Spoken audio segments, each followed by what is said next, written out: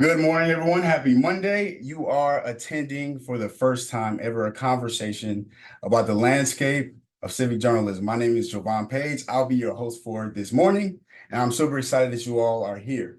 If you all are unable to attend or have any colleagues that are unable to attend for the entire webinar, we will be recording it and we'll be able to send that to you and your networks at the conclusion of the program.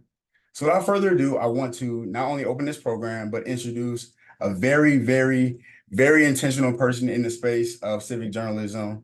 I want to bring up Todd from the Georgia News Collaborative. We've had conversations about not only the landscape, but how we can improve it and how local news can be prioritized again.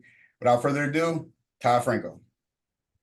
Jovan, thank you so much for the chance to be here. Thanks for your help. You've been a great partner and coach throughout all this, as well as the whole Community Foundation of Greater Atlanta. Amy Clark, you were the genius behind this gathering, this thought, thinking it through. Diaka, Nicole, Moss, thank you all for getting the Georgia News Collaborative here, and more importantly, this issue of Georgia local news needs. I'm Todd Franco, Executive Director of the Georgia News Collaborative. The goal today: explore the challenge of diminished local news and our effort at the collaborative to address specifically the needs around the whole state of Georgia. We'll give you an up-close access to 4 leaders whose groups are committed to what one funder friend said was the storm of philanthropic need that seemingly came out of nowhere in the last 5 years. Spoiler alert to that last point: it has been philanthropy across the country that has stepped in to hear the concerns and lean into the solutions. And that is definitely needed here in Georgia. And that's what we hope you take from today. All titles aside and where we come from, we're citizens and citizens first. We're citizens who want to live in a vibrant country and, more importantly, a vibrant Georgia. We've never been a perfect country, but we've been among the best that the world has to offer. But today our vibrancy is being challenged just as it's been challenged before. The difference with today's challenges is we're doing it without the robust local news service that served our country since day one. From our largest cities, Philadelphia, Boston in the beginning, Georgia, all the way out to the West Coast and such, our largest cities and our smallest counties do not have the local news that they've had 5 years ago, 10 years ago, 30 years ago. In less than 2 decades, 2,900 newspapers have closed around the country. And even with that, despite 2 years of that stat, last year we still lost 2 newsrooms per week around the country. Since 2008, 57% of newspaper jobs have been eliminated. If you think of 57% of any lost workforce, automotive, tech, medical, fire services, the loss of 57% would send us reeling to commissions and town halls trying to fix it. But yet this loss of local news has kind of stayed under the radar, as well as its impact to our communities. 1,800 communities across the country have no local news base at all. That includes 21 counties here in Georgia.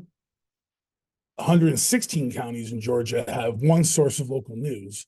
But even looking at that one source, even that is diminished in terms of the staffing it has now versus what it had 5, 7, 10, 15, 20 years ago. So across the slate, whether it's legacy, it's radio, it's startup, the ecosystem is just so diminished at this point. If you're a journalist, this loss is first and foremost a paycheck issue, right? How am I going to survive and pay the bills? And with time and patience, many of those displaced journalists end up in corporate or government communications or something to that effect. Hyundai, Coca-Cola, state agencies, nonprofits, academia. That's where all these lost journalists, that 57%, so many of them gone to there. But if you're a community, the job loss means you're without that connective tissue that makes you whole. It makes you Macon. It makes you Atlanta. It makes you Savannah. That's what local news has done since the start of the country. Local news is that truth-telling, aspirational, accountability workforce in any community. Who do we elect for council? Who do we hire for the next school superintendent? How do we get involved in local needs? Who do we help? How do we participate? Where are we going for St. Patrick's Day? Who are the heroes among us? And in its toughest form, when there's a tragedy on campus, what group out there distills fact from frenzy? This loss of news reporting is a global issue, but it has to be solved locally, and that's what the Georgia News Collaborative set out 2 years ago to do. I'm joined by a couple colleagues on the call. I think Samantha is in the room from the University of Georgia. Jennifer Dorian was hanging around too. There's about a steering committee of 40 folks with about 15 to 20 really intense involvement from folks around the state. And we've gotten us to here. The mission is simple from the collaborative. Well, maybe simple. Ensure all Georgians in all counties have a source of serviceable local news. We've completed a comprehensive study on the state of Georgia news. We're the only group in the state to tackle that challenge. I think the links are being dropped available to you where our website is, and also access to that study, which, by the way, after this event, we'll follow up with you with the recording, the links and the connections to myself, as well as to the folks on the panel today. The collaborative is engaged in all facets of media. We didn't pick winners, we picked all media. So traditional, legacy print, new digital startups, vital BIPOC, for-profit, nonprofit, rural news sites. There's no group in the state that is defined to do what we do, nor dares. It's hard to say 159 counties, all Georgians and all media, but that's what the collaborative set out to do. Amid this news crisis, there's opportunity for sure, and it's been great to watch it. Perhaps many of you have seen the headlines: Press Forward, Knight Foundation in Macon, Pivot Fund here in Atlanta, university roles such as taking on neighboring newspapers next to University of Georgia. In many ways, this new work stabilizes what still is and helps to replenish what has been lost. But in some ways, this new work is even better. Like our country, even our best local news was never perfect, and many minority voices around the country were ignored for decades. And even in this resurgence we're seeing, there's a lot of new voices, and within the Georgia News Collaborative, some of those new voices are showing up as well across the state of Georgia. So that's been really special. We're joined today by 4 leaders in the space doing it right and doing it better. I'll lead them in a Q&A. And after the Q&A, about 30 minutes down the road here, we love if you serve up questions using the Q&A function in Zoom. When we conclude today, we'll follow up with recording the links and everything else. And with that, thank you so much for being here. Let me get a sip of coffee. So the first thing we're going to talk about, to get the collaborative started in the first place, we ourselves needed funding. Local philanthropy supported our initial needs, and I'm grateful to have 2 of those leaders here, Susanna Stribling and Elise Eplin. Susanna is executive director of the Wilbur and Hilda Glenn Family Foundation, one of our first initial funders to say, you guys go do what you're going to do. And we've got some support for you. She served the foundation since 2010. Prior to joining Glenn, several positions at Philanthropy Southeast and the founding director of the Georgia Center for Nonprofits. Elise Eplin, co-founder of B Philanthropy Partners, philanthropy consulting group here in the metro area, continuing her role she's had for more than a decade. Prior to that, she was vice president of special initiatives at the Arthur M. Blank Foundation. Susanna, Elise, are you with me? Yes. Awesome. Yes. All right, great to have you both. Thank you so much first to get us on this highway. So your support for the last year or so, 2 years, thanks for getting the collaborative started. And I guess I'd love to throw it to you first, Susanna. When introduced with the chance to fund local news efforts, what did you know before about the local news crisis, and what have you learned in the time since? Well, Todd, thanks so much for inviting me to participate. I'm pleased to be with y'all this morning. And I see many friends on the attendee list. So hi, everybody. One friend in particular, Penny McPhee, and she's really the reason that I'm here. We were invited to a kind of a side meeting years ago at one of the Philanthropy Southeast meetings, and Knight Foundation was in town to kind of talk about this issue. And it was really the first time I had heard the severity of the problem.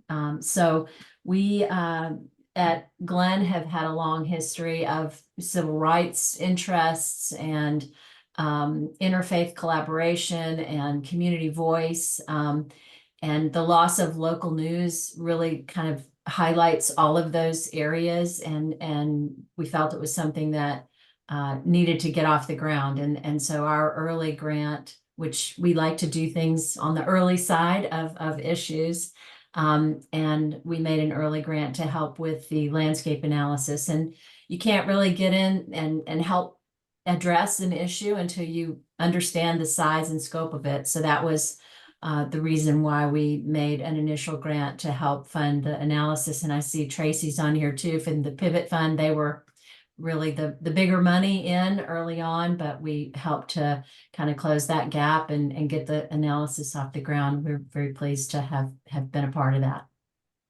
Thank you so much. Miss Elise, how about you? What did you know about local news? And then when you started having conversations for us, I'm sorry, the local news crisis. So let me correct that. I also want to thank you for including me, and I'm happy to see so many great folks on the Zoom.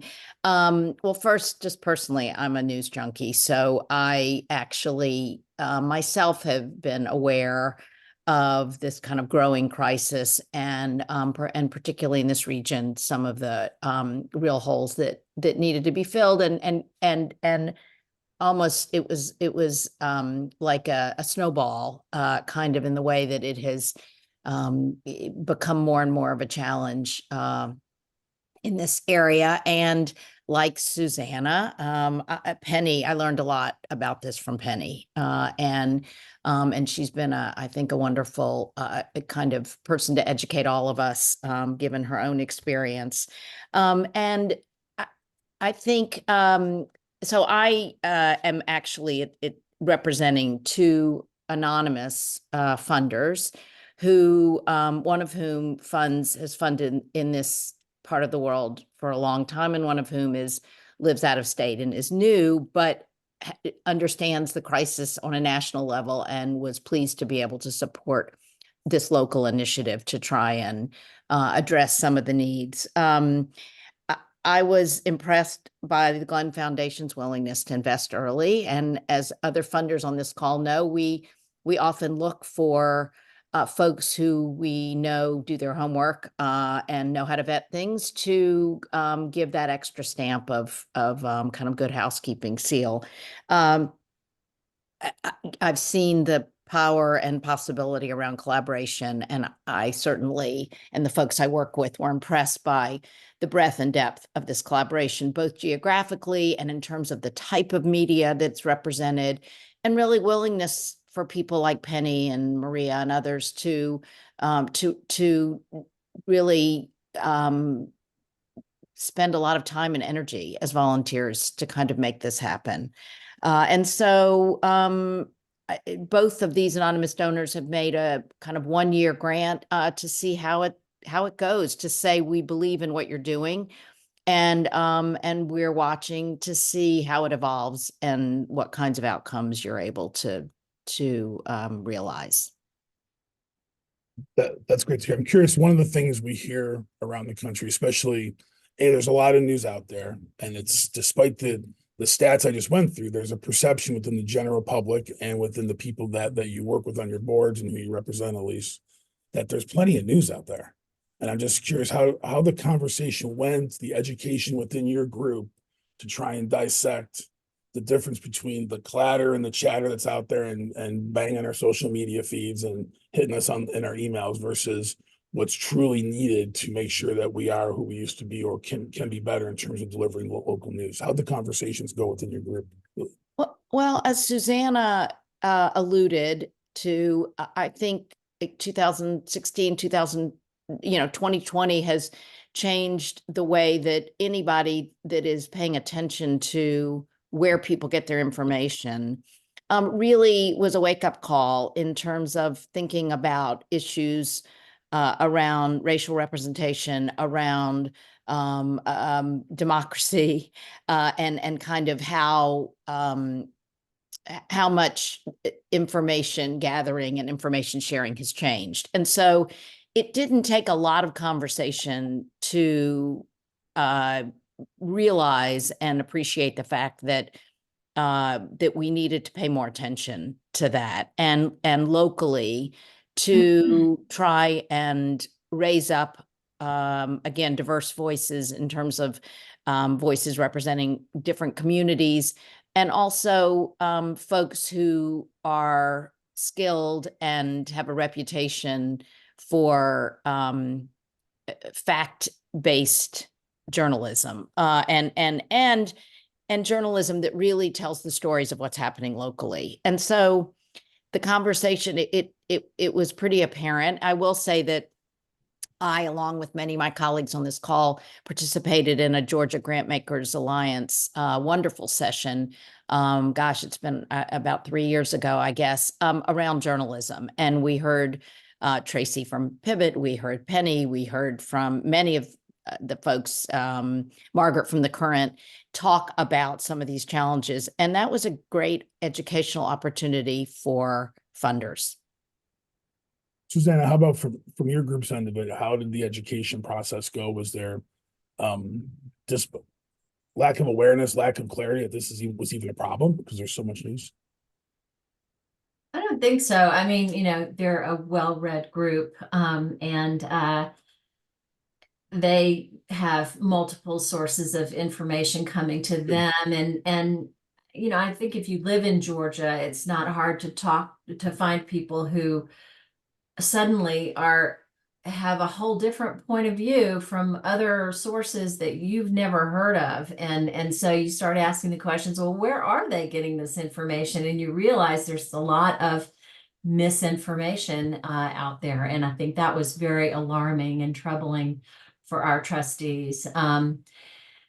Yeah, and I think also just as a foundation, we've been approached by some of the newer media getting off the ground, some of the other new nonprofit sources. And so when that started happening, they were asking questions about, well, how come, all of a sudden are we getting requests from organizations who had never needed us before, and they can see the shrinking of the AJC, in front of their eyes too. So just in the print edition, they knew, what was happening across the country. So it wasn't too much of a sales hill to climb for us.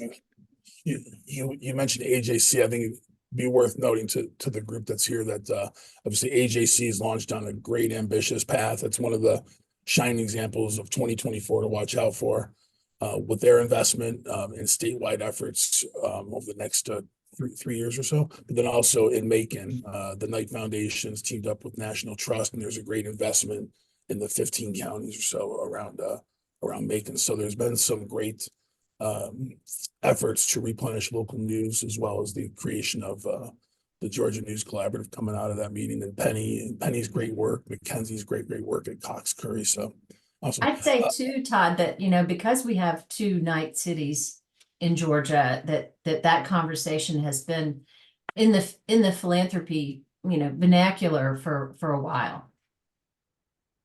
That's great to know. Great to hear that. I think so. While it's been going, how do you see what does local news? What do you want from local news? What do you see as a need to further accelerate participation? I think the challenges keep coming. The need for more civic participation, and we'll talk. Our next panelists are actually newsroom folks, so we'll talk to them about their role in getting civic participation into their work. But I guess from the philanthropic perspective, the need to educate further the entire public on the need for news, philanthropy, as well as state officials and other civic leadership. Any thoughts about some paths and steps to continue the dialogue, to extend it, to further support the need for stronger, robust local news?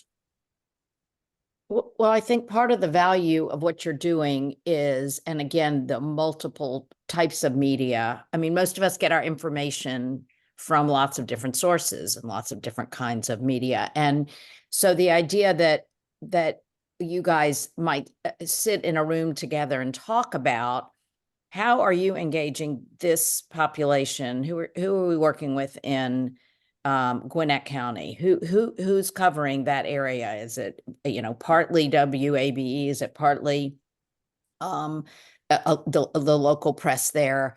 And how do we help build the capacity? Because I think part of the issue is that the civic engagement happens at the local level. We know that. And the only way that local media can gather those folks, raise their voices, and tell the stories is by having the resources to do that, but financial resources and also capacity. And so the idea that you can share information that you might have journalists, I know you guys have talked about this, that can provide stories in multiple areas of the state.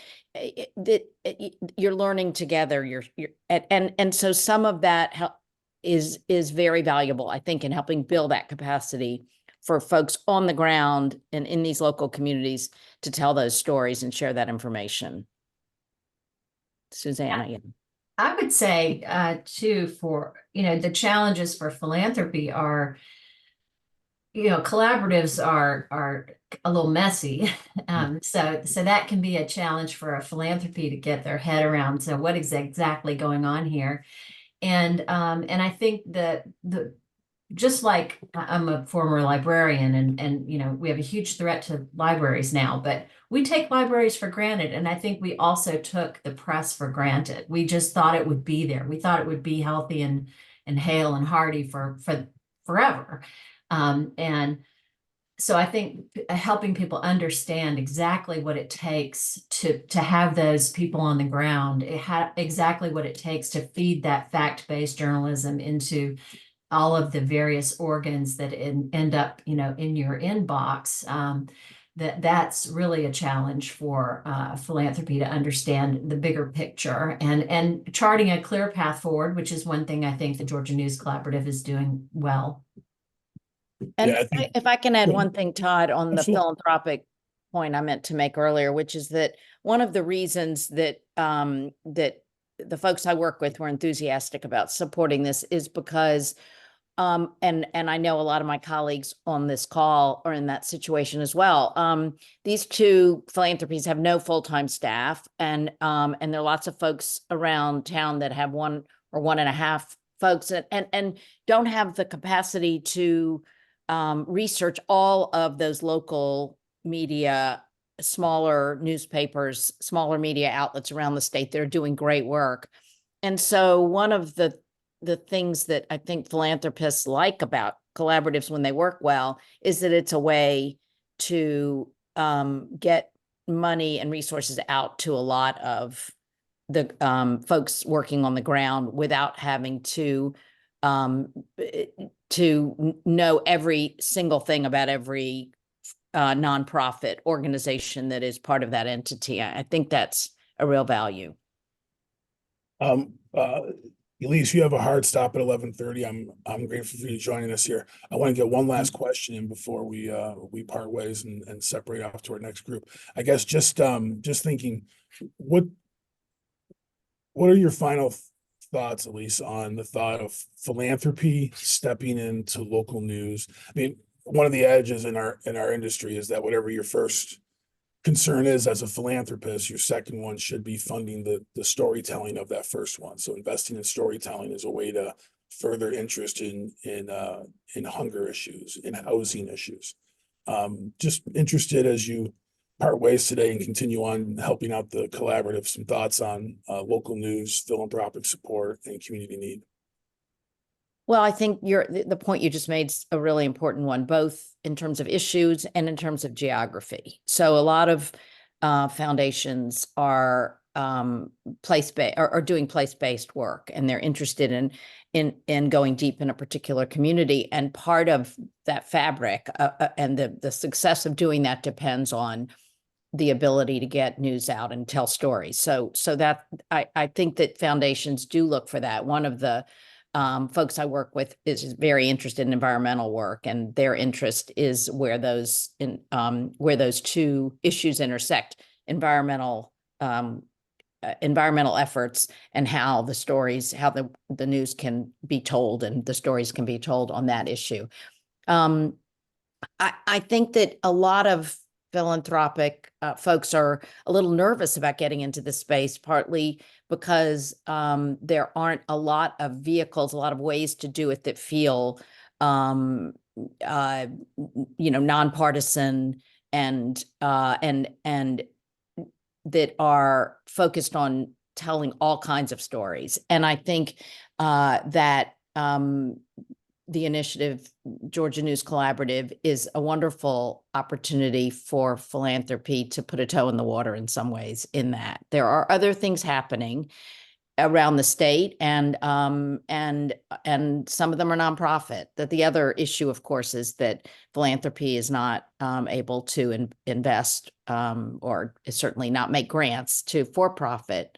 So there have to be more opportunities. And more, it's a little bit of the news telling the news, but a little bit more visibility, and that's something GNC can do about these wonderful local news outlets.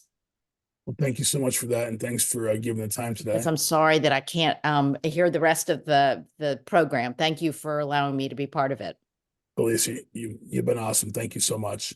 Susanna, you're able to stay with us, and I guess just wrapping up this first part of it, your thoughts going forward. Well, I would sort of reiterate what Elise said about philanthropy is local. And so local news needs to be a part of local philanthropy, and many foundations really care deeply about their community, and raising up community voice in more effective ways, I think, is maybe the most exciting thing about all of the development of nonprofit news. It is really hearing from people that we weren't hearing from before, and having a broader reach going forward. So I think there's a lot of positive in that, and a lot of reasons for philanthropy to step up in that direction. You were initial wind in the sail for GNC to get going. Grateful for that, and grateful for you to join us today and share your part of making that first investment into local news and into the collaborative. Thank you for having me. And please hang out, enjoy the rest of it. And also there's Q&A at the end. We hope you can participate there. On that note, folks, if you're in the audience, there's a Q&A function in Zoom, and please feel free to start loading it up. And we'll hit the questions as soon as we finish our second panel. With the second talk. So we just had a chance to listen to funders and their interest. The funds that come from any kind of civic support for local news, whether it's going to nonprofit entities or even to for-profit. There's just as much philanthropic support going to for-profit newsrooms these days as there is to nonprofit. The newsrooms or agencies such as GNC ultimately see the benefit and have to make the best decisions and either win and earn further support or sometimes struggle. And it's great to have so much success within the Georgia ecosystem. I'm proud to have two of those folks here today. Sophia Qureshi started 285 South in 2021 to be a hub of stories impacting Metro Atlanta's immigrant communities. It was a year after she moved back home to Atlanta after 15 years in media and communications around the country and the world, including Al Jazeera Media, the Center for Public Integrity, United Nations Development Program, and CNN. Also going to have Margaret Coker join us. She's editor-in-chief of The Current, based in Savannah, which she founded in 2019. Her career actually started in Georgia with Cox Newspapers before going to the Wall Street Journal, the New York Times. That work for the Journal and the Times put her in 32 countries on 4 continents, including Baghdad, Afghanistan, Turkey, and Russia. Among many honors for her work, she led a team at the Wall Street Journal that became finalists for the Pulitzer Prize in International Reporting in 2017. Margaret, Sophia, thank you so much for giving time today, and thanks so much for your ambition to serve local news. Great to be here. Yeah, Yes, we thank should you be so good much for job. having me. Awesome. Margaret, it's been great working with you so much with the collaborative. I guess I love knowing where you've been around the world with the news coverage. Let's start with what brought you home to Georgia and to start The Current, and what gap did you aim to fill when that work started? Yeah, hello everyone. Hi from Savannah. I have actually just flown back home this morning from a nonprofit news convening where we were doing the sort of things that Elise was just talking about, sort of exchanging, networking, but exchanging best practices and sort of helping each other with all of the different kinds of business side and HR side issues that all of small businesses face. But it's also one of the challenges that we face here in Georgia, running new empowered newsrooms. So I came home to Savannah in 2019. I spent almost 20 years outside of Georgia. And that is because I came up at a time when the news business was in crisis. I was working at the AJC when the amazing Cox family used to have 20 newspapers across the US. I was working for the entire chain. I will tell you, though, that I was a born and raised Atlanta Braves fan, but I'm not a fan of Atlanta. Savannah is the place that I call home. It's a kind of southern town I always wished I was from, even though I wasn't born here. And the problem with making Savannah my full-time home was that I needed to earn a living, and ambitious journalism for much of my life wasn't being practiced in this part of the state. We are 4 hours away from you in Atlanta. We are closer to Jacksonville and to Charleston than we are to Greater Atlanta. In fact, if you go down the coast from me in Brunswick, Georgia, and Camden County, Glenn County, so many counties, you're getting your local TV news from Jacksonville. You're not getting your local news from a Georgia-based reporter or a Georgia-based news organization. And so I was feeling this vacuum quite acutely, and for a very personal reason, that I couldn't get a job that satisfied my ambitions. But I decided to cycle back home from the New York Times because I had a book deal that allowed me financially to be able to leave my big newsroom life behind and come home and figure out a way in which to fill that news vacuum. The unfortunate part of our origin story at The Current was that there was a huge tragedy that you all remember in February of 2020. Ahmaud Arbery went out for a Sunday jog and was murdered by 3 white men who just didn't like the color of his skin and assumed that he must be up to no good in their neighborhood. And so for 74 days, we knew that a man was dead, but we did not know the whys and the hows, because that is the reality of a local news vacuum. It actually is life and death. When there are no full-time cops or courts reporters anymore in our vicinity, there's no one holding local government agencies, police and DAs accountable and asking hard questions. And so I am very lucky to have a strong veteran news community of journalists here in coastal Georgia. Even if the money and the ambitions weren't there to be ambitious news gatherers from the organizational point of view, there are people with lots of experience here. I joined up with one of those women. Her name is Susan Catron. She ran the paper in Columbus for 15 years before coming across here to the southeast part of the state to run the Savannah Morning News, our daily paper here. Just as a nutshell to everything that we've been talking about so far, when she took over the Savannah Morning News in 2010, she had a staff budget for 80 people. By the time she was laid off in 2020, she had a staff of 7. And that wasn't her decision. Those were the organizations who are not based in Georgia, the big conglomerates that own much of the daily press around the US. It's their decision, because when you don't live in your community, when your owners don't live in your state, their first priority is to bring shareholder value or pay down the debt that it took to acquire an asset, and not to deliver community news for the people who read the paper or who live here. And so we went around in the fall of 2020, launched our news organization as a nonprofit, and our mission at The Current is simple. We are dedicated to reviving a culture of watchdog journalism in coastal Georgia.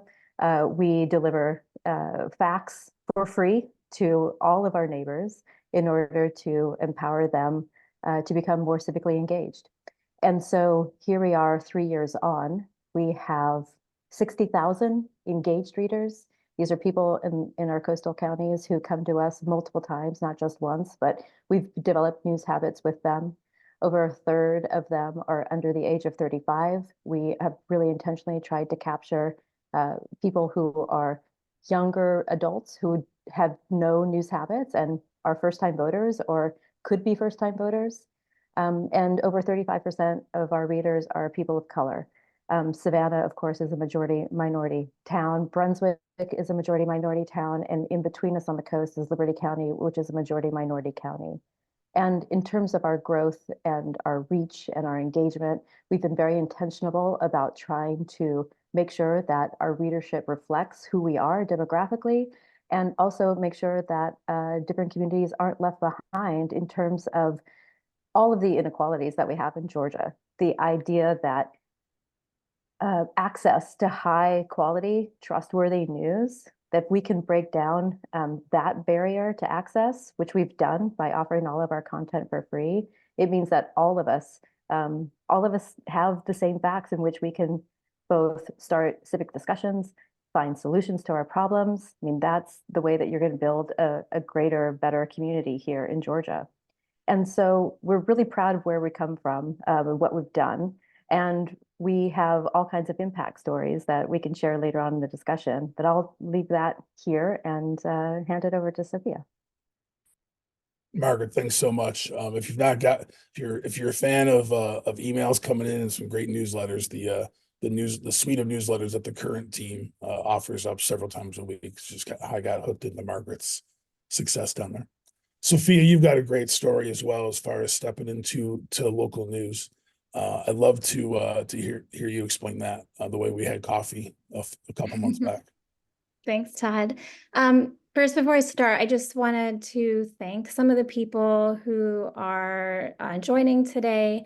As so many of us know, like being a local news publisher, especially when you're in a tiny newsroom, is hard and it can be really lonely. But there's some people on this call today that have been so instrumental in just supporting, whether financially or through collaboration or friendship or just even appreciation of like, thanks for writing. So just wanted to thank Tracy Powell, who is on the call, as well as Marion Martin from Canopy Atlanta. I know Nicole Owens is here as well. So just, and Saba Long. So thank you. I feel like in the local news space, community is just so important, and it really, I think it's what is gonna get us all through and gonna improve the entire local newscape the more that we rely on each other, support each other. So I grew up in Metro Atlanta, around like Alpharetta, Johns Creek, and mostly the 90s. And I moved away for 15 years and got experience doing international and national media. Never even thought about local media, honestly, or community news. Besides, like the closest I'd ever gotten to that was like the high school newspaper in Johns Creek. But when I moved back here, it was right before the 2020 elections, and I was just living in Gwinnett County, and the demographic change and the election turnout was so mind-blowing. And I just was just shocked that there was so much diversity around me that was not the case when I was a kid. And that none of those stories and none of that was really being captured by the local media. Like, yes, there were stories in legacy local media of Asian turnout and that sort of thing, but there wasn't one publication or information source that was bringing together the stories of all these different immigrant and refugee communities that have grown so much. As we all know, the Asian and Hispanic communities in Metro Atlanta have grown faster than any other group in the last 20 years.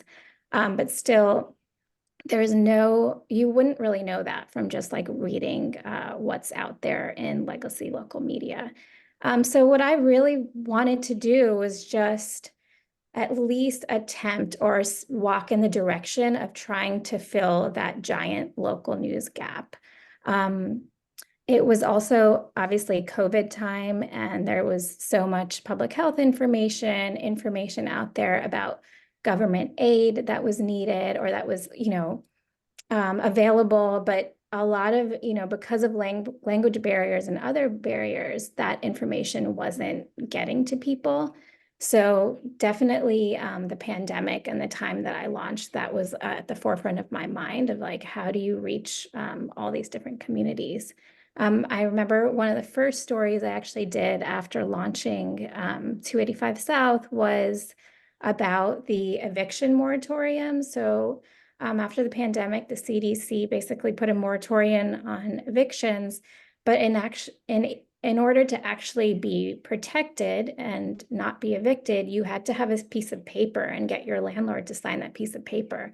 And I met someone who was about to get evicted and didn't know that he could be protected and didn't know about that piece of paper. So I did a story like just on that piece of paper. A lot of the coverage early on was also focused on just like where are the food drives and the vaccine drives in different immigrant communities, and just putting that information out there and working with different local community groups to make sure the information got to them. And then I guess I would say, like, as things evolved, Atlanta saw this major migration or influx of Afghans in 2021. And so, 285 South focused on covering that and what the needs were that came out of that. So yeah, I guess, like, why did I start 285 South? I think that the pace of demographic change, the speed of that change has been so massive, so rapid. But government agencies, local media, like, nobody has been able to keep up with it or capture it. And I felt like I wanted to try to do that. There is data tracking and like the census, but all of those processes take years, and the needs are so immediate right now. I can give you some examples later. I don't want to take too much time. I can tell you some examples of that later, but yeah, just thank you for having me today, and I will cede to Margaret. Sophia, thanks so much. I remember in the first your work, and especially partnered up with Marianne as you are with Canopy Atlanta, I think you demonstrate that news is, none of us really buy in that news is sirens, but yet we're hit with sirens so often. Be it to watch your work and Marianne's work at Canopy Atlanta is just awesome. I think your newsletter that came out just in the first days of the Israel-Hamas conflict, and how it was, how it started was tough to watch, but then also recognizing the impact in your story on the family from Metro Atlanta who had family in Gaza City was just really pivotal. So I don't want to get too much into news with our clock ticking. The news is there. Please find both Sophia and Margaret and their newsletters and their websites. Just fantastic reading from both groups. I'm interested, Margaret, if you can talk about the news ambitions that you have and the revenue structure that you have to support that, and specifically how key philanthropic support weighs into the various revenue streams to drive the current. Yeah, so we were faced with, starting from ground zero in terms of me and my career. I've always worked for legacy newsrooms, but working in legacy newsrooms gives you a really a close. I think you're sort of in the catbird seat in terms of seeing what works, what doesn't work, and how people keep reinventing the wheel and breaking the wheel within months of spending lots of money to achieve goals that were never possible to begin with. So Susan and I had this rare chance to build something from the ground up, building off of our own, sort of decades of experience in the newsroom. What we saw as pillars that were broken in terms of putting readers first into the equation of how to build engagement, how to build impact, and how stories should be, I think, considered, commissioned, and then written. When you're working for a local audience and you're working for your neighbors, those people turn into your donors when they see that you're serving their needs.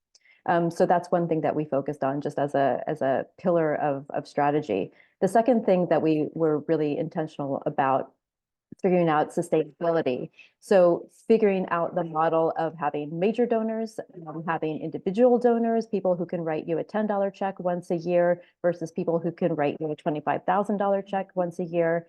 And then tapping into this burgeoning world of philanthropic foundations, as we all understand what's at stake here when we need good facts in order to keep our republic alive and keep this citizen-led republic of ours healthy.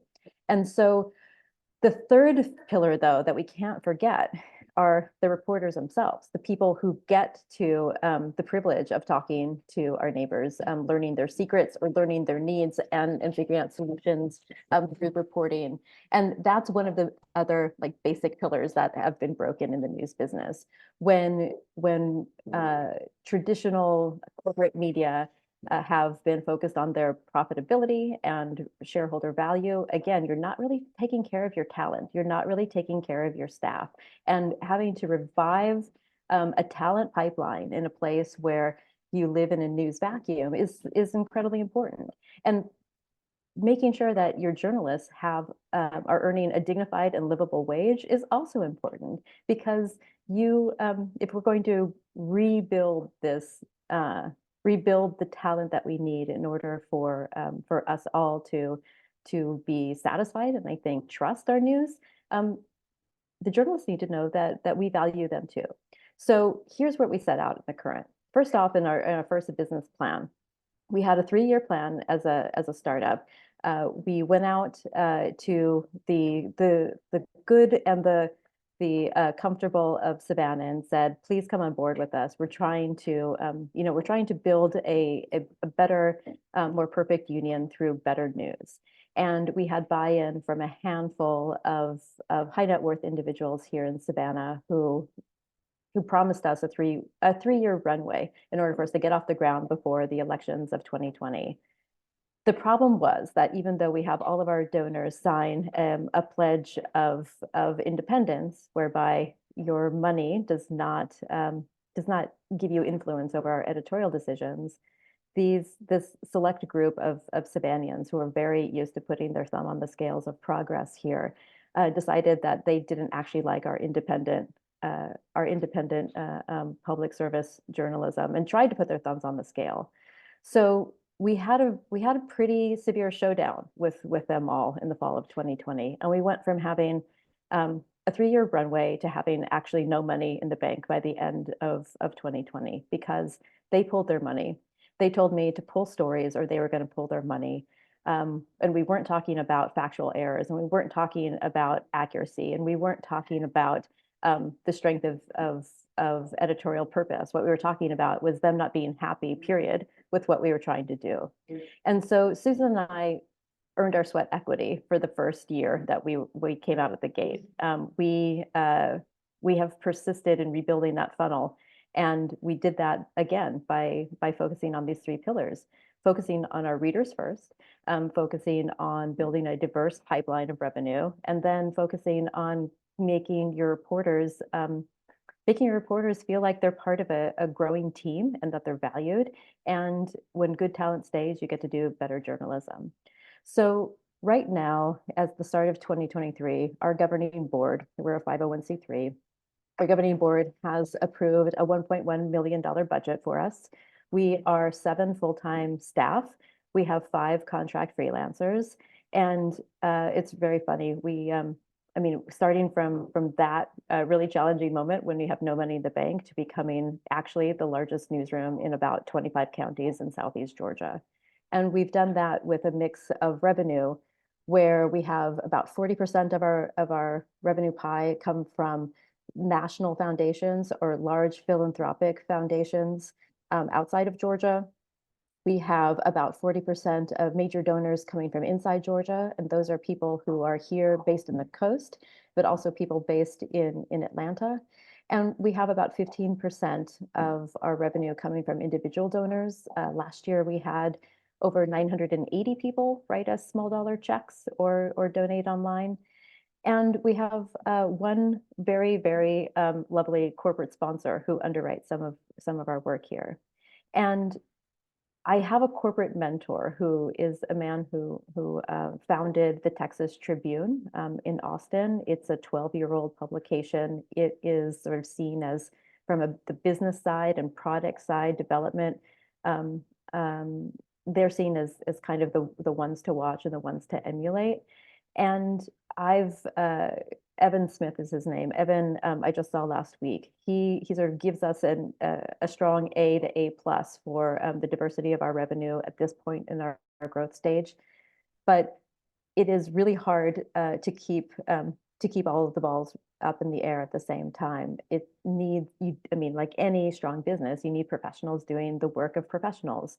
And all of our trajectory in terms of our revenue went through the roof when we hired a full-time development director. And so it wasn't just me, with as chief bottle washer and also chief editor, is someone who actually knows the business of revenue and donor stewardship, who could come in and create a membership model for us, create all of the back office operations that any strong business needs, but especially in journalism.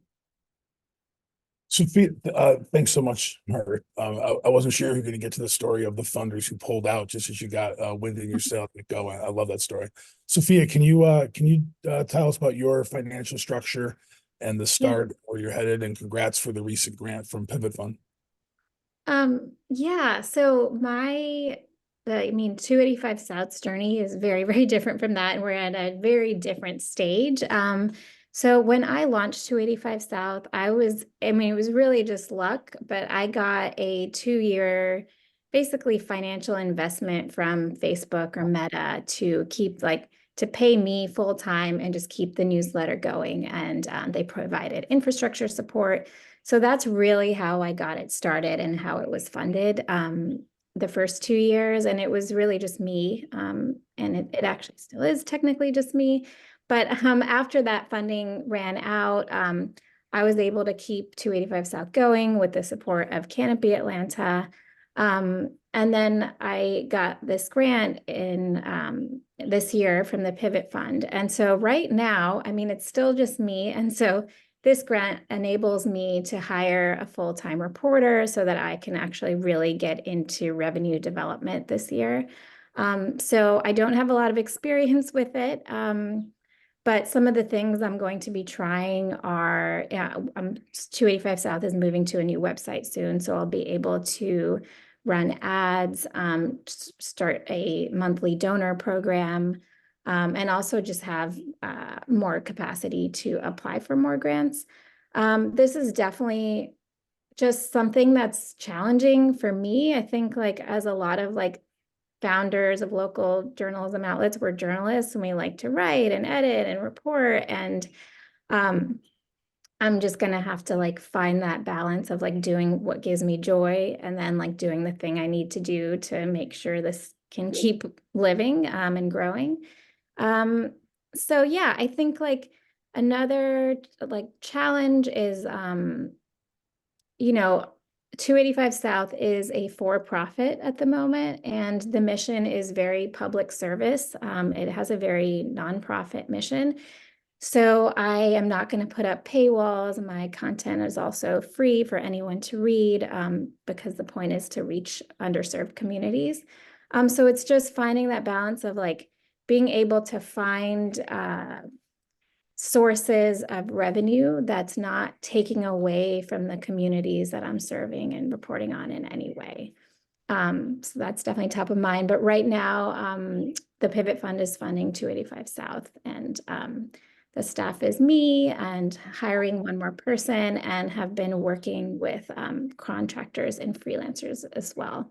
But that, I know one of your questions, what keeps you up at night? I'm that's definitely one of the things is figuring it all out. I don't think anybody has figured out the solution, the revenue model for local news, but yeah, that's where we're at the moment.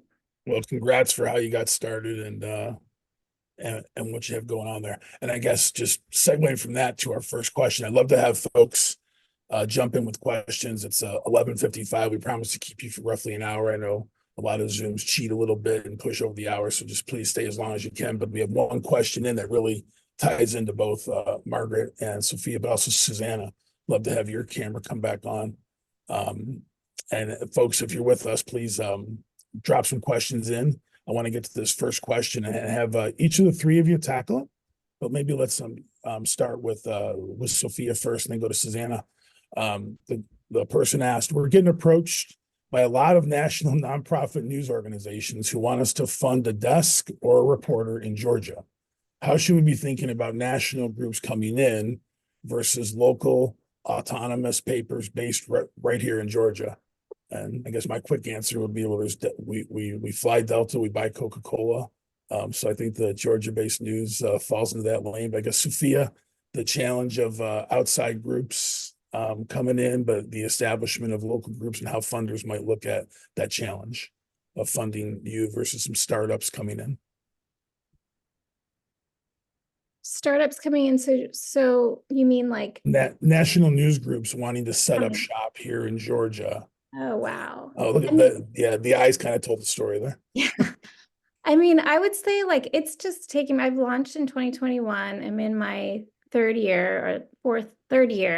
And it's taken me that much time to just like build trust with the people that I'm writing for, to build sources. Like, I feel like that investment in community is like, it's not a national group just coming in. I mean, it just takes time to build trust and to be, you know, to build an audience. And I think like it would make a lot more sense for a reporter to come and learn, if they want to learn about local and community news, to like learn from a place that's been doing it for a while, that has the relationships, rather than like trying to start again. I think like so many of the local news outlets here need support. We need capacity. We need reporters. So I feel like it's, I don't know, I would almost be offended if somebody did that. Like, it makes so much sense to support like local newsrooms. Yeah, it's certainly a tough line, and I guess Susanna, I would love to from the funders chair, and knowing that you've got national friends around the country, and you're watching GNC's work and newsrooms such as 285 and The Current. Your thoughts on national newsrooms trying to set up, and they're great places. I'm not going to say that they're bad shops. They're great organizations wanting to set up. Your thoughts on these national interests coming into the state versus 285 and the other folks you've bumped into? Susanna's still here? Sorry, I'm here. I'm Okay, good. sorry. Yeah, I'm yeah. still on mute.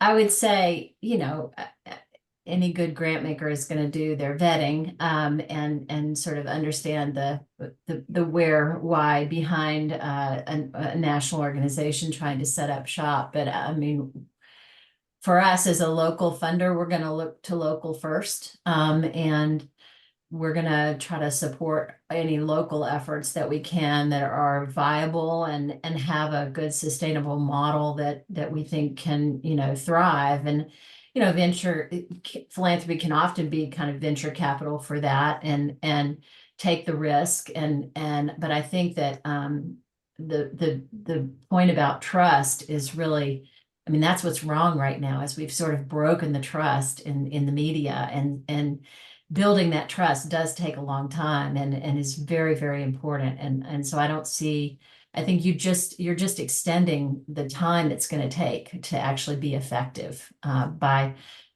coming in. It's just like a national foundation coming in sometimes and not really understanding the landscape, and really doing more harm than good in the long run. So that would be my initial take. Yeah, I would just add that it's I think collaborating with national organizations, working together, because they might have people who have like great skill sets, and we might have, the trust of the community and the audience and that. And it's like, actually just makes sense to work together, to find ways to collaborate. thank you. Could I jump in? Yeah, Todd? Mark, go ahead. So I mean, obviously we have our own explicit biases here, Sophie and I. If you're interested in investing in local news, we definitely want to be top of your wish list and to-do lists. But national, I think if as funders, as you're trying to figure out what impact you would like to have, national news outlets don't necessarily have Georgians as their first primary readers and their first primary communities that they're trying to inform. Generally, national news organizations are trying to inform the rest of America about Georgia. And so that shades how any news is going to be written and how stories are going to be framed. And I don't think that we need, as Georgians, I don't think we need more people from the outside telling us who we are. I think we need to understand ourselves better, and we can do that because, as Sophia said, we live in the communities where we're working, and those are our primary readers. That said, the Current does have really successful partnerships with national news organizations. We are a local reporting partner with ProPublica. Because of that partnership, we were able to conduct a year-long investigation last year about a predatory lender that is based here in Savannah called TitleMax. You know, when we can take advantage of some of the built-in capacities that larger newsrooms have outside of the state, whether it's their ability to do better data journalism or visual journalism, we lean into all of that. And I think here in the collaborative, we're very intentional about trying to lean in on each other and do collaborative work.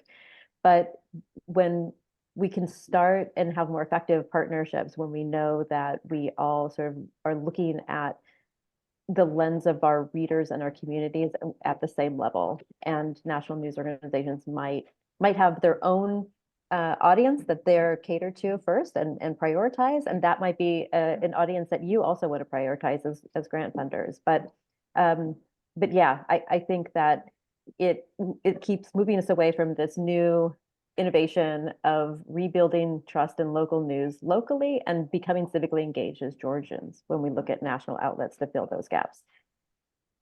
Thanks, Margaret, Sophia, Susanna. I guess I would just add in that 2 years ago, when the collaborative got started, it was set up by a group of philanthropists and initial news folks with the mission for all of Georgia and all media. And I think when I signed on for the job, that was the immediate appeal, was a group that wants to not just, I mean, there's communities, there's geographic boundaries, there's populations to serve within the siloed media efforts that are out there. And there's great, silos are strong, but to have an organization such as ours that said, working with all these different independent groups and trying to provide services and bandwidth for all of them should be a mission of some group. And that's, what they set out when Penny McKenzie and the philanthropy team set out to say, let's form Georgia News Collaborative, and those initial folks. So I think if you have these decisions and there's great national groups out there, I mean, there's not to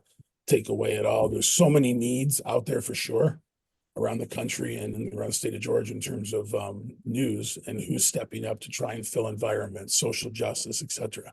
But all those groups are represented well within the coverage that's happening in Georgia. And again, the original definition of the collaborative and, the investment that Susanna made and Elise made to make sure that we can build the structure of the collaborative to serve Margaret, to serve Sophia, to serve Janice, to the Black Voice, to serve Columbus. I mean, it was a great definition. Please go to our website and just read that about and that mission. And I think when you're faced with that choice of outside agencies looking to set up versus the groups that exist now and the infrastructure that exists to support it, I think we've got a good ship that's been started here, and we just need the support. I want to jump to this next question because it stays with funding support and getting there. There's a couple good news questions that we might get to as well, but knowing that the goal was really just to communicate to folks about this emerging need and the structure of GNC and the partners, I want to kind of stick in that lane. The question is, the lion's share of funding support coming from outside the state, which, by the way, Margaret, if you can jump on this first.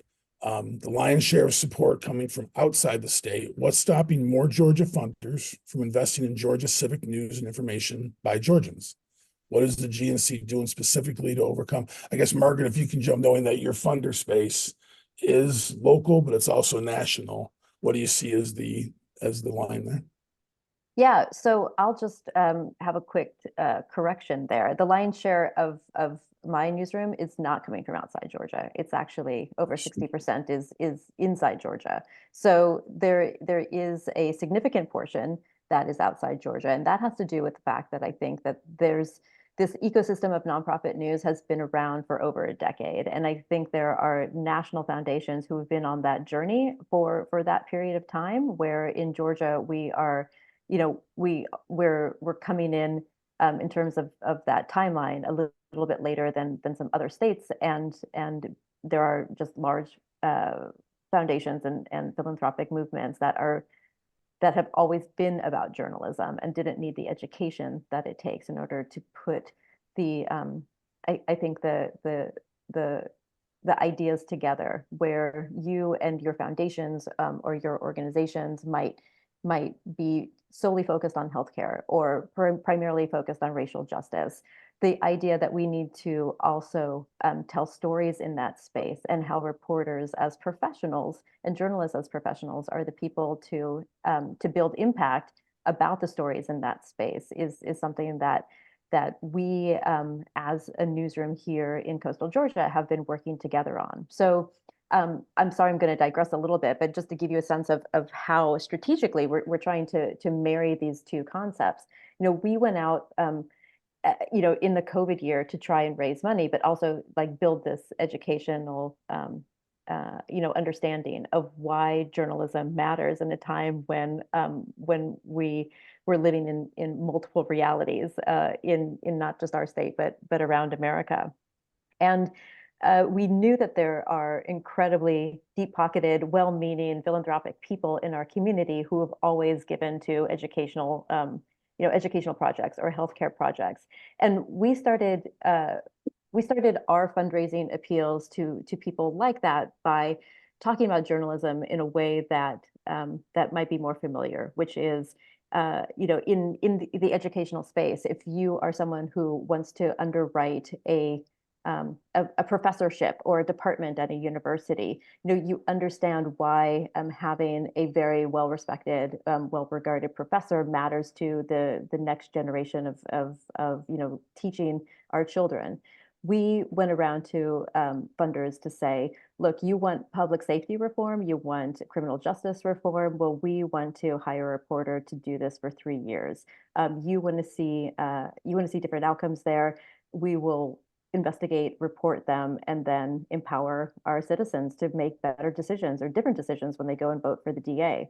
So, as an example of the kind of impact that we can bring from that helps, I think, our funders and their priorities and what our communities need is in the public safety space. So, our criminal justice reporter last year, one of his bigger impact stories was to show in our 6 coastal counties how our sheriffs here, they kept in place COVID era visitation restrictions for people who have been jailed awaiting trial. So these are not people who are convicted. They're just simply awaiting trial, and they're too poor to make bond. And there are thousands of people like that in our jails in coastal Georgia. Before COVID, you could have a family member, a relative, they could visit you for free. But during COVID, those restrictions were put in place. After the COVID restrictions should have been over, our sheriffs had gone out and gotten contracts with telecom companies in order to monetize those visits. So even though there was no health reason not to have people have in-person contact with their loved ones, everyone now in jail in coastal Georgia has to pay to have a phone call with their mother, for example. So this is millions of dollars are being raised by our sheriffs because of these new contracts. We wrote about them. We had 700 readers call and tell us that this affected them, how much it affected them. We did follow-up stories about this, about just the drain on people's resources when their child or husband are in jail awaiting trial. The impact of this was actually quite immediate. We had one of our readers decide just this spring, he was going to register as a candidate sheriff because he was so outraged that this was happening. And so, in terms of the continuum of value for money, we have, a reporter that's paid $55,000 a year. We give him health insurance and full benefits. We have increased our voter turnout in key races when it comes to sheriffs and DAs of about 15 to 20%, depending on our counties. And now we have a new person in Georgia who is going to run for public office because he's learned something about the way that our counties work, and he wants to do something to change it. If I could jump in on the question from the GNC, I think the end of the question specifically too is what is the GNC doing? I think in 7 months of real life with an executive director and a board, I think the goal is to find as many shared services, shared opportunities. And there's an election question here we can take a look at as well. But I think the GNC role is just be the central hub where we can gather funds. Suzanne, I was also hoping that you can jump on this question in a second after I finish.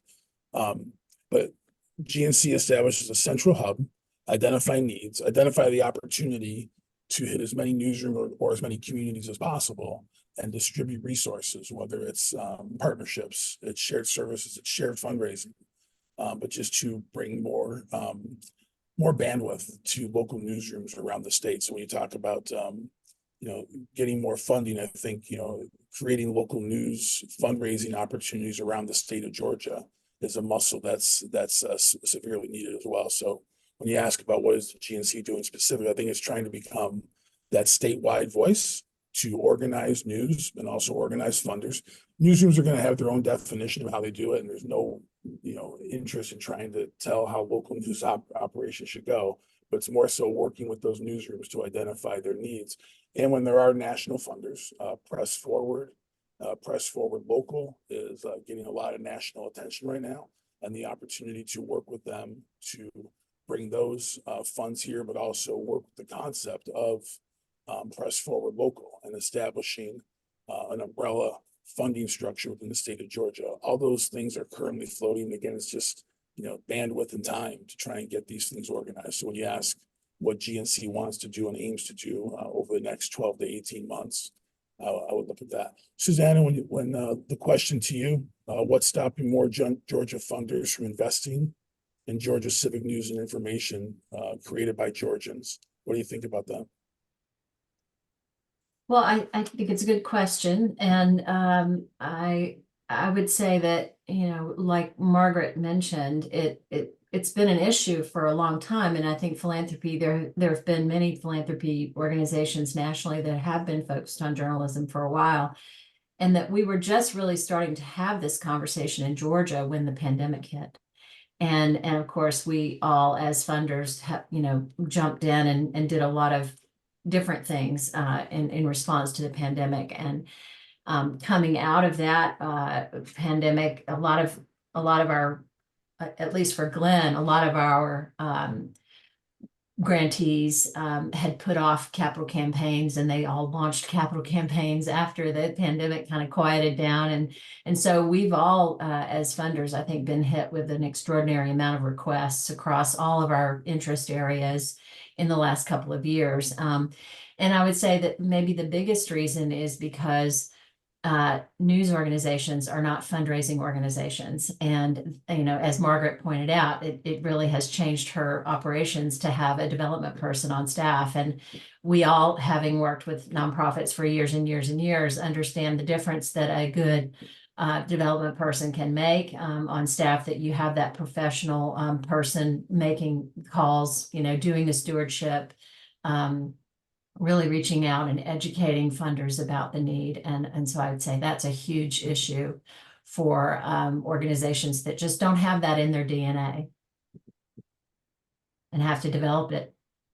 Thank you, Susanna. Thank you, Margaret, as well. I'd like to move on to this next question because it again represents what GNC first set out to build itself as. And Sophia, if you want to jump in first about it, but you've talked most about print media. What's your thoughts on local broadcast media, especially in the public space, WABE and GPB? I guess I would want to jump in first and just say that print is, when you look at the stats that I went through, print newspapers, every community generally can count on having a print newsroom in their county, in their city. And that's kind of where a lot of the national data comes from. And historically, it's been the straw that stirs the drink in terms of local news getting right to the city council meetings, to your school board, to your county government. That said, that ecosystem certainly needs the broadcast media. And early on, when I got started, one of our great outreaches came from the Georgia Association of Broadcasters. And it's been great to have conversation with them about their needs, especially in the local radio space. But when you talk about WABE and GPB, They're proud partners of the collaborative, and they help us both in terms of the news impact on the ecosystem around the state has been phenomenal, but also just the experience. The communities know to give to public media and public broadcasting and their local NPR affiliates. So just the concepts and the awareness of introducing philanthropy into more local news spaces is certainly another key thing that ABE and GPB bring to us, in addition to just some awesome journalism and awesome content. So I guess to Sophia, I guess I'd like to throw it to you when you think about the partnerships and the folks who've existed.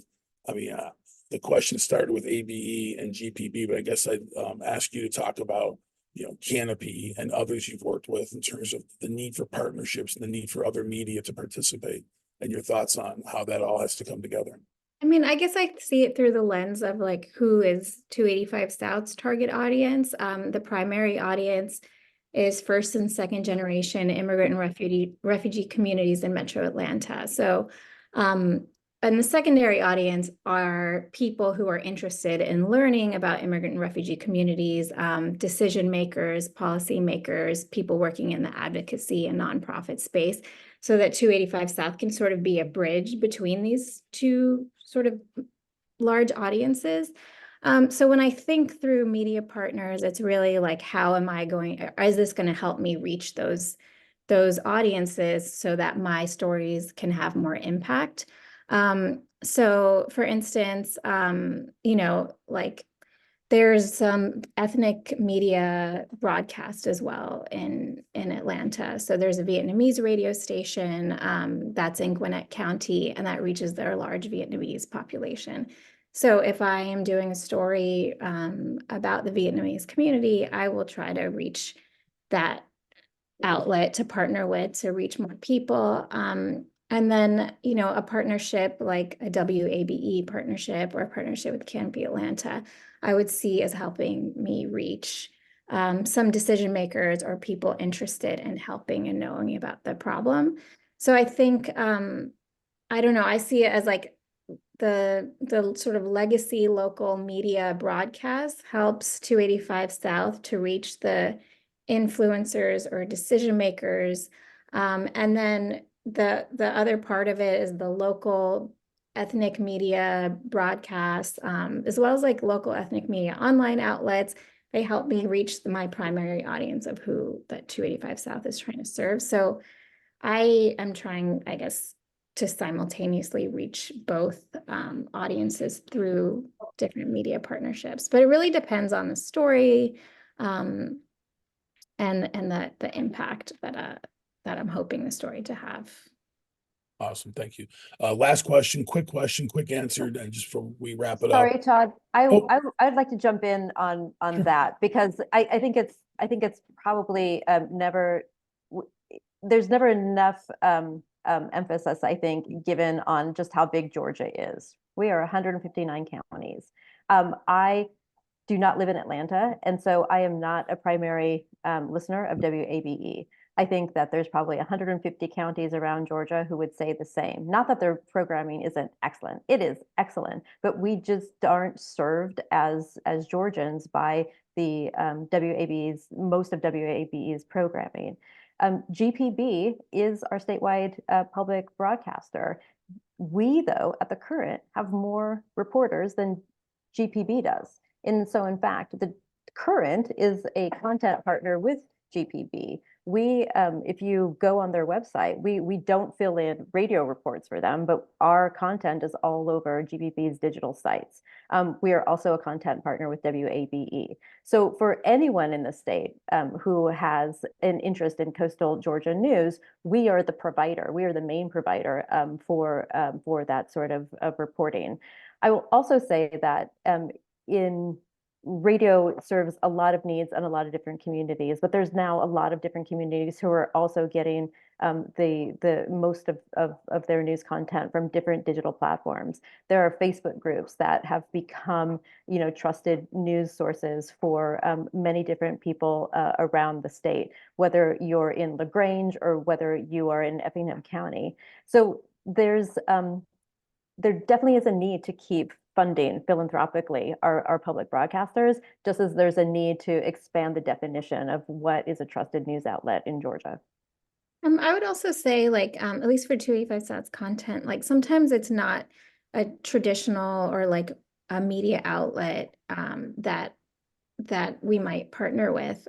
Informally, like I did a few stories on aging Chinese elders and their needs in Gwinnett County. And one of the sources was working with a Chinese community organization, and she translated some of the she's translated some of the articles that I've written, and she shared it with community members.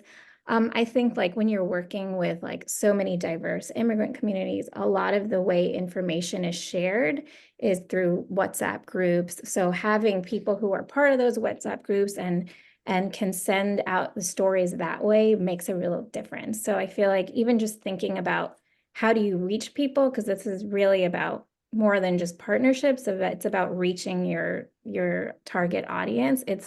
There's all sorts of ways outside of the word media, because like everything has changed. And so people are communicating on WhatsApp. People go to, their local immigrant serving nonprofit, whether it's a Latin American association or the Latino Community Fund, to get information and stories about what's happening. So I don't know, I try to think really creatively about how to reach people, because not everyone is listening to WABE. We'll obviously reach a lot of people that way, but I think that's important in this moment in time. And one of our success stories at The Current is how many different community partners we also have created trust and do events with, and amplify each other's work. I mean, it is really about this entire revolution of nonprofit media is building collaborative spaces, where in old-fashioned journalism, it was all about competitive spaces. Who gets the story first? Who has the sharpest elbows? Who gets the hot gotcha money quote, as we used to call them, instead of actually giving people enough information to tell them not just the who and the what, but the whys. Why is local government not serving your needs anymore? Why is it that we have a flood zone, on these streets and it can never get fixed? And then with enough explanatory journalism, people really are empowered to feel like they should be part of the system and jump into the game instead of sitting on the sidelines. And that is, I think, what we're all about, right? We're about civically engaged Georgians and about getting problems actually solved, instead of just having, as Todd was mentioning earlier, we are surrounded by the white noise of outrage that doesn't actually come down to our level. It doesn't actually start to tell us about what our neighbor is doing, feeling, or experiencing, and all of the problems that we actually do share in reality, rather than in theoretical terms. Fantastic from all three of you. Jovan, I'm going to turn this back to you in just a second, but Margaret, Sophia, Susanna, Elise, when you see this on the recording in a day or two or a week or two, thank you so much. Just great context and nuance. Just to wrap it up to our guests here today, thank you so much for the time. We created this event today with Amy as a partner and the Community Foundation to just get a little deeper into the news needs and the challenges out there, and that we created Georgia News Collaborative, Mackenzie, Cox Curry, Penny, Community Foundation, Frank. This vehicle was created to tackle these needs. There's a question that's sitting here about what to do with the election year that's coming up. Georgia knows full well the challenges of stewarding solid local elections and what can happen. All those needs fall back to a lot of agencies, but they fall back to a great local news source as well. And Georgia News Collaborative, we built this machine to kind of serve all the needs. There's 320 newsrooms. We're on the landscape analysis survey that you have a link to, and then we'll follow up with that. There's 80 plus newsrooms that have joined us in the initial steering committee work, if I have that number right. And then there's just great journalists on the board of directors join here today. So as you sit through and you wonder about elections, you wonder about these national groups that have great suites of services and activities, but they're also coming from a national space, as opposed to Sophia, as she talked about, partnering up with the Vietnamese radio station. That's not necessarily going to happen with a national group coming in as easily as Georgians helping Georgians in local news. The collaborative, awesome vision to put ourselves into this space, and we're eager to do more. If we can get this word out, about the need and the crisis, that it's not a jobs program for journalists. We're going to go find jobs. It could be PR for a hospital, but we're going to find work telling the story. We got into this business telling the story of these communities, and that's really what we want to do. So with the chance to partner up with the collaborative and take a statewide look at it, not just one city or one town at a time, proudly partnering with those folks, but recognizing this need for a statewide vision. All Georgians, all counties, all news vehicles. That's what the collaborative set out. So thank you for the chance to talk to you.